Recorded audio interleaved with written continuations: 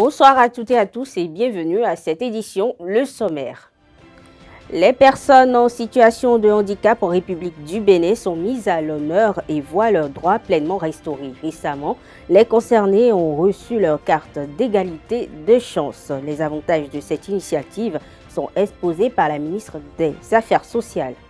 Les responsables du Centre national de la sécurité routière ont procédé hier mercredi au lancement d'une campagne de sensibilisation dans le cadre de la Semaine nationale de la sécurité routière 2024. Les piétons et autres usagers de la route sont les plus concernés en cette période de fin d'année. Hors de nos frontières, le président russe Vladimir Poutine se dit prêt à rencontrer son homologue des États-Unis, Donald Trump, à n'importe quel moment. Des précisions dans cette édition.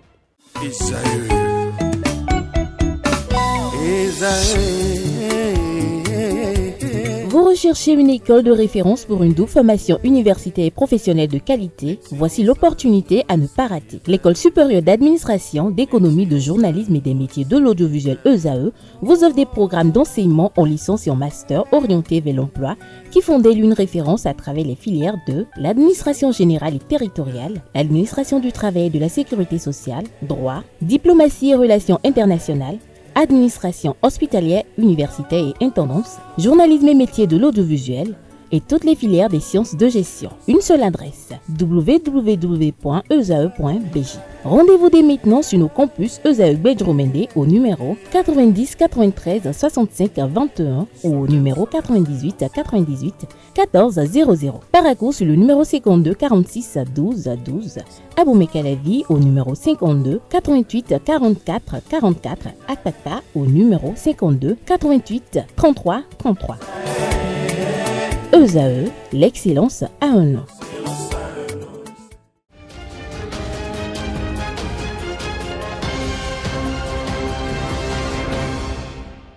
Bienvenue à nouveau. Le gouvernement béninois a opéré de nombreuses réformes dans le secteur des affaires sociales de 2016 à nos jours. La plus aboutie, la plus récente a été la remise de cartes d'égalité des chances aux personnes handicapées en République du Bénin. Lors de l'émission Réédition de compte PAG 2021-2026, un entretien télévisé co-animé par les confrères Marie-Léa Yemadjro de la télévision nationale et Honoré Naoum de la radio Cotonou. La ministre des Affaires sociales, Véronique Toye-Fodé, s'est exprimée sur les avantages de cette réforme. On l'écoute. Puisque vous me mettez la période 2016 à nos jours, je voudrais rappeler qu'avant 2016, les personnes handicapées étaient délaissées, c'est-à-dire qu'il n'y avait pas de mesures spécifiques pour elles. Et de 2016 à maintenant, il y a eu d'abord des mesures spécifiques à travers une loi et des décrets d'application qui permettent de régler de façon efficace et durable des problématiques qui sont liées au handicap. Et ce changement remarquable peut se voir déjà à travers, par exemple, les concours à la fonction publique, parce qu'il faut dire que ces décrets d'application sont vraiment focalisés sur l'employabilité, l'éducation, la formation. Mais je parlais des concours de la fonction publique. Le dernier concours au profit du ministère de la Justice, les personnes handicapées ont pu non seulement participer, concourir, mais le quota de 5% qui leur est réservé a été respecté. Et il y a d'autres concours également par la suite qui ont eu lieu et pour lesquels ils ont aussi pu s'inscrire et pu concourir et nous attendons les résultats. Au-delà de ces quotas, il y a l'inscription, l'âge de 5 ans, la majoration pour que les enfants handicapés puissent s'inscrire même s'ils sont un peu en retard ou alors que ce soit au niveau des inscriptions pour les concours, cette majoration de 5 ans est de mise. Il y a bien sûr des appuis au niveau de leurs entreprises. Lorsqu'il y a des personnes handicapées qui veulent monter une entreprise, l'État leur vient en soutien. Mais lorsque les entreprises emploient aussi des personnes handicapées, la part patronale est payée par l'État. Donc, il y a une exonération aussi des taxes donc, pour les personnes handicapées par rapport même à leur appareillage, etc. Il y a beaucoup de mesures qui découlent de ces textes et certaines sont déjà mises en application. Nous avons nos anciens CPS, des centres de promotion sociale, qui sont aujourd'hui en train de se transformer en guichet unique de protection sociale. Et c'est dans ces guichets uniques que les personnes handicapées vont déposer leur dossier, dont la liste a fait l'objet déjà de communiqués, pour pouvoir être inscrits, pour bénéficier de la carte d'égalité des chances. Il y a une commission interministérielle qui sera appuyée par des experts. La commission a déjà été installée, elle siégera pour pouvoir analyser les dossiers. Et sur la carte d'égalité des chances, en fait, il faudra qu'elle puisse, la commission, avec les experts, déterminer le taux d'incapacité lié au handicap qui sera inscrit et qui permettra donc aux personnes handicapées de bénéficier des différentes aides sociales. Et avoir cette carte, déjà, ça va permettre de savoir à quel taux son incapacité, c'est-à-dire l'incapacité liée à son handicap, c'est quel est ce taux, et en fonction de ce taux, tous les types de handicap. C'est pour ça que j'ai dit la commission interministérielle appuyée par des experts, c'est un travail ardu parce qu'il faudra, en fonction des différents types de handicap et le pourcentage d'incapacité, pouvoir déterminer un taux qui permettra donc de pouvoir bénéficier des différents projets. Suivons à présent ce reportage réalisé par la présidence de la République qui illustre les motivations de cette vision du gouvernement en ce qui concerne les personnes handicapées.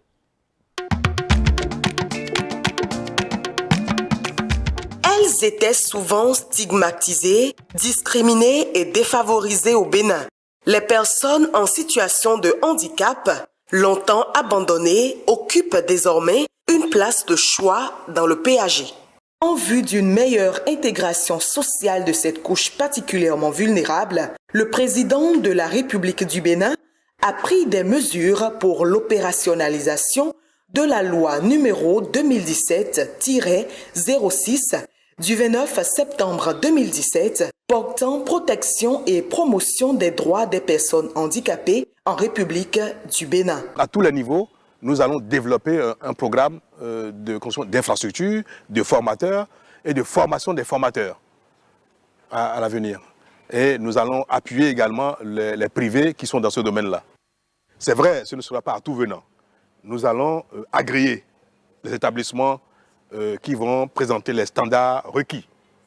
Et ceux-là vont être subventionnés, vont être suivis afin que ce ne soit pas simplement les structures publiques qui soient les seules en situation d'éducation ou de formation des personnes porteuses de handicap. Toutes ces dispositions juridiques en faveur de cette couche sociale égayent les cœurs des cibles qui expriment leur soulagement et leur totale satisfaction.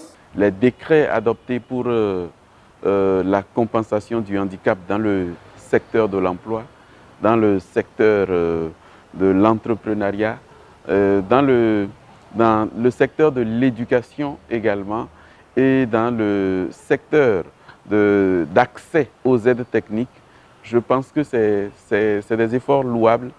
Il faut dire que notre pays connaît de grandes avancées et ces avancées, elles sont visibles surtout lorsque les bénéfices sont partagés par toutes les couches. Félicitations au chef de l'État et du gouvernement. Vous n'êtes pas sans savoir que nous sommes en train de courir après ces décrets d'application durant 6 ans. Mais aujourd'hui, le chef de l'État a promulgué la loi portant protection et promotion des droits des personnes handicapées et a pris les décrets. C'est une première au niveau de notre pays. Et je crois que c'est une très grande avancée au niveau de la sous-région. Il a fait bonne œuvre. Vous savez, quand vous sortez du pays aujourd'hui, le Bénin est cité en exemple par rapport à la protection, à la législation, par rapport aux mesures gouvernementales qui sont prises pour assurer, faire bénéficier des personnes vulnérables leurs droits. Depuis la science des décrets, il n'y a pas de jour où il n'y a pas de bonnes nouvelles venant du gouvernement depuis.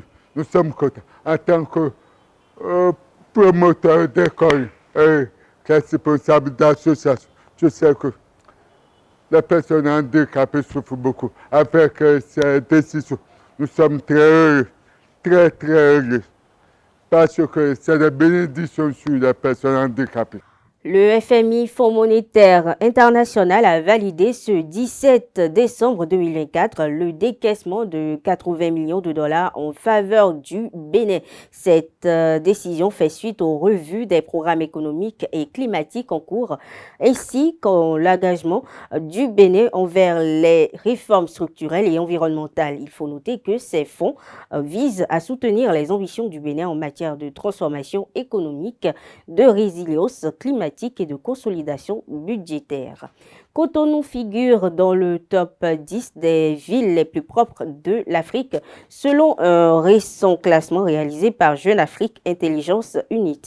La ville capitale du Bénin est 6e sur les 30 villes classées, avec une note de 7,3 sur 10. Cotonou devance les métropoles comme Abidjan et Accra. Ce classement fait plaisir à certains citoyens de la ville qui en parlent dans ce reportage.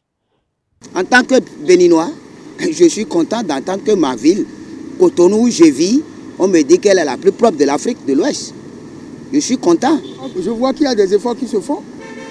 Monsieur Patrick Talon est un monsieur qui connaît ce qui est chic, ce qui est nickel. Il a ce goût-là. Il a ce goût de ce qui est nickel. Donc on ne peut que l'apprécier. On ne peut apprécier que c'est un début. Remercions au moins le pouvoir en place qui fait au moins quelque chose sur ce plan, sur la propriété de la ville de Cotonou. Parce que Cotonou a des habitants vraiment impossibles sur ce plan-là. Mais d'effort en effort, ce que nous constatons, ce que nous voyons que Cotonou, je vous dis ceci, pour nous qui sommes nés dedans, grandissons dedans, nous disons que Cotonou est en train de changer effectivement. Vous saluez la municipalité de Cotonou, notre ami Atropo. Il faut dire que les habitants béninois doivent savoir que la propriété, c'est d'abord la santé. D'accord ? Le gouvernement est en train de faire sa part. Le gouvernement est en train de faire beaucoup d'efforts pour la propriété de la ville de Cotonou et des autres villes béninoises. Donc il faut que nous apprenions à aimer la propriété, l'hygiène. C'est très important. Tu ne peux même pas jeter un sachet sur la route à Accra. Tu ne peux pas. Les gens vont te suivre. Il y a les caméras de surveillance, il y a tout. Mais c'est le gouvernement qui a été de donner un très bon exemple pour la propriété de la ville de Cotonou et des autres villes telles que la ville de Porto Novo, etc., etc. Donc j'invite tous les Béninois à aimer la propriété, à travailler, à œuvrer pour la propriété de la vie. Il ne faut pas continuer tout à jeter des choses sur les rues ou sur les voies. Ce n'est pas une bonne chose. 7 communes sont retenues pour les travaux routiers et d'assainissement. Il s'agit de la commune de Lokossa, d'Aplaroué, de Kandi, d'Alada, de Dassazoumé, de Koubé et de Djougou. C'est l'une des décisions prises en Conseil des ministres de ce mercredi 18 décembre et cette décision témoigne de la volonté du gouvernement à changer l'aspect de ces villes concernées pour le bien-être de leurs administrés. Les ministres chargés de cette mission veilleront à la formalisation des contrats de marché et s'assureront de la bonne exécution des travaux à divers niveaux. Autre information dans cette édition, le Centre national de sécurité routière CNSR a lancé mercredi 17 décembre la campagne de sensibilisation pour la Semaine nationale de la sécurité routière 2024 à son année spéciale d'Abomey-Calavi. Il faut noter que l'événement vise à responsabiliser les conducteurs, notamment en fin d'année, une période où les comportements imprudents sur les routes augmentent considérablement les risques d'accident. Lancée par le directeur du CNSR, Obé Adoukonou, la campagne mettra l'accent sur la protection des piétons et des motocyclistes, les usagers les plus vulnérables, en insistant sur les infractions fréquentes prévues par le Code de la route et les sanctions associées dans le Code pénal béninois. L'initiative se concentrera particulièrement sur les dangers liés à la fatigue et à l'abus d'alcool au volant ou au guidon. Ce sera aussi à travers des actions dans des zones clés comme les gares routières et les marchés de Dantokba, d'Akasato, de Kokokoji et de Réuilly. Le CNSR aspire à travers cette campagne à atteindre l'objectif ambitieux de 0 accident grave parmi les piétons en cette fin d'année, selon les propos de son directeur. L'ONG Demeure d'Amour a offert des jouets, des habits et des farines alimentaires enrichies aux orphelins et démunis de l'arrondissement de Tangbo-Djevié le 13 décembre dernier dans les locaux de l'arrondissement. La cérémonie s'est achevée avec un cocktail. Carles Kitome en a été témoin et voici son compte rendu. ONG Demeure d'Amour. Et mon dit mais mikuna ti fiero orphelinat dans les Keredio. Et minale dren lo sedo vie kodo wendo de kodo blom kotole. Comme le représentant des chefs de village, les populations de l'arrondissement de Tangbo-Djevié apprécient à sa juste valeur cette séance de distribution de jouets, d'habits et de farines alimentaires. Mi he jouet wan vi mi ton pa ipe vile mi he awa afokpa mi ka le bo he linfie lo wa mun linfie nyon we mi ta yon bode ton bo fie nyon le do pa me yon koko nyon we e no lo nunu we mun linfie mi hun de bodo ke bon vide do tango jave file de so mi na ye pede boda mo ten gwa lo nu maman le papa le do susu e ton sin Daline. La présidente de l'ONG Demeure d'Amour rappelle aux populations qu'elles peuvent se rapprocher de l'orphelinat Léon Obayomi Sacramento en cas de besoin. Mi hundo, mi do ouvert betoton, mi do les blagues betoton. Donc mi tout le dire avec wa mi de yo, mi wa kaka bu mo se we de bonu. Et na mi na do gbeni. Donc mi de mo fi le yo jelo wo je Demeure d'Amour yin we. Victor Vinon, les mi do le je Demeure d'Amour yin we. Cho wene nuo uve me mideo ko no wa mi ya lo kon wono pe mi do hôpital de zone hu wono fi no pe nu kun do wetin de po dion mi dele o mi la kaka bla ja fon kan me do ko to mi donc mi debe na wa mi dele gon ni vi mi do di do pe to ko yi 78 e we pere 600 me wo pa me we. Après cette opération, l'ONG Demeure d'Amour s'apprête à donner la joie de Noël à ses pensionnaires. Société dans cette édition fait de société. Entretenir une femme, c'est pouvoir à ses dépenses sur tous les plans. Quel salaire pour entretenir une femme à Cotonou de nos jours? À cette question ont répondu des citoyens au micro de Francis Farami, Nassirine Fatoumi. Pour avoir un bon foyer là, au minimum, tu peux te tenir autour de 80 000 par mois. Ça dépend de ce que tu gagnes. Et ça dépend de la femme que tu as. Parce que tu peux avoir une femme qui sera moins expensive. Tu auras une femme qui sera plus expensive. Hein, qui sera moins chère quoi. Il y a des femmes moins chères, il y a des femmes plus chères. Ça dépend de la beauté. Aujourd'hui là, même les fonctionnaires font zim. Parce que le salaire là ne suffit pas. Donc au moins pour entretenir une femme là, paresseuse, parce que normalement la femme aussi doit travailler. Si la femme est paresseuse là, l'homme doit au moins gagner minimum 200 000 par mois pour enlever le loyer dedans et son herbe, SBE, les dépenses avant d'être bon pour entretenir une femme. Écoutez-nous très bien, lorsque vous n'êtes pas prêt, ce n'est pas la peine de vous marier. Je ne saurais vous dire le salaire exact, vous pouvez gagner même 200 000 et que vous soyez dans l'incapacité de prendre soin de votre femme. Il y a d'autres, même moins de 60 000, ils essaient de se marier. Je dis, mais ces derniers-là vont finir très mal. Puisque tu as un salaire qui ne répond même pas à la situation et tu te jettes dedans. C'est grave. Je suppose que la femme a dit qu'elle a besoin d'un pain de tel montant. Maintenant, avec son monsieur, ils vont s'entendre pour dire, ma femme, sur ce plan-là, c'est tel chose moi j'ai à te donner. Et c'est ça là qui crée souvent même des problèmes dans le foyer. Parce que si le monsieur n'arrive pas à satisfaire tous les besoins de la femme, ça crée des problèmes. Et aujourd'hui, il y a des tensions dans les foyers à cause de ça. La femme veut des choses, un bon comportement, et puis tu le cognes bien. Actualité hors de nos frontières, au Ghana, la Cour suprême a donné son feu vert à la promulgation de la proposition de la loi dite anti-LGBTQ.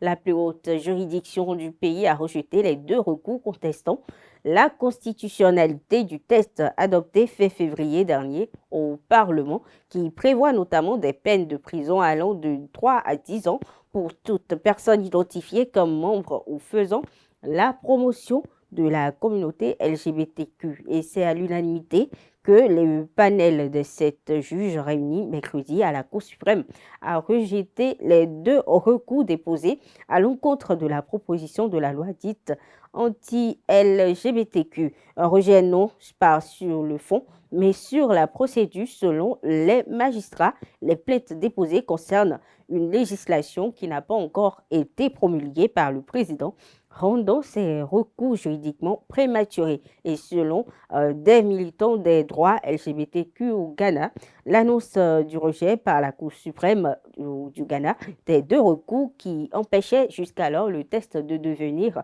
une loi a provoqué un sentiment d'effroi au sein de la dite communauté. Autre information, Vladimir Poutine, président de la Russie, s'est dit prêt ce jeudi à rencontrer le président élu américain Donald Trump à n'importe quel moment en pleine spéculation sur le lancement d'un éventuel processus de paix autour de l'Ukraine. Il faut noter qu'il a fait cette déclaration lors de sa grande conférence de presse annuelle à Moscou.